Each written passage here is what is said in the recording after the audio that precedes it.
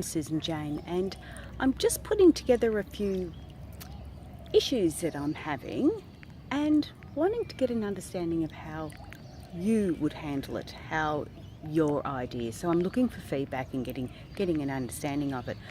How I handle something could be completely different to how somebody else handles the situation.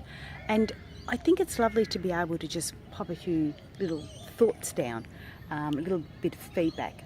I will handle things how I do through my experience, through my DNA, through my spirituality. I will handle it in one particular way, but I'm sure there's lots of ways you can do it. And this is what this little River Ramblings is all about. It's just getting understanding, wanting some feedback about what would you do? How would you handle it? And this morning's situation is about, I've forgotten, oh my goodness. That's what happens. You come out onto the water and you just see the beauty and you do tend to forget. But it was more about how do you support somebody when you've probably had enough of the drama. You know, there's situations where you do have drama in your life, but how much is enough? Like, is it drama after drama after drama, and you get to the stage where it's almost like you're trying to better each drama as it goes, and life isn't enjoyable unless you've got some drama to talk about. So how do you handle that? I know this particular person has just continuously drama, and I just find it so draining. I find it so exhausting, and it's all sort of secondhand news, and if this is not a problem, then we'll find some other problems.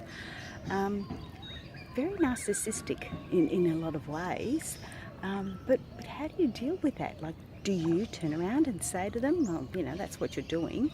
Do you walk away and let them do it, or do you support them? And if they're close and they're a partner looking for friends, or they're close to you and they're looking for support, how do you handle it? How do you go with it? I'm one of those advice givers, so I get to the stage where I think, they don't need any more advice. They need to actually action something. They need to do something about it. And I remember at a stage when I was going through my marriage situation, and I'd been talking to a friend of mine, and honestly, she must have got sick of it. And in the end, she turned around and said, I just don't want to hear any more. And she goes, you need to do something about it, or just stop talking about it. And I really struggled. I didn't talk to that lady for nearly 2 years. And it was really challenging. But in the same token, I needed that. I needed to have that wake-up call and say, you've got to do something about it. Stop talking about it and do something about it. And it was a great wake-up call. Can I do that for somebody else? I'm not sure. I don't know. But how would you handle it when somebody's been just going drama after drama and they're not getting anywhere? They're just repeating the same stuff over and over again. What do you do with it? How do you deal with that? I'd love to hear your feedback. I'd love to get some feedback from you. Pop it down in the comments. That would be really good, and we can start a conversation about it, because there's more than one way to skin a cat. Not that we're cat skinning, but to sort out our situations. So I'm Susan Jane. I'm the Intuitist. I'm saying bye for now, and I'm going to have another paddle.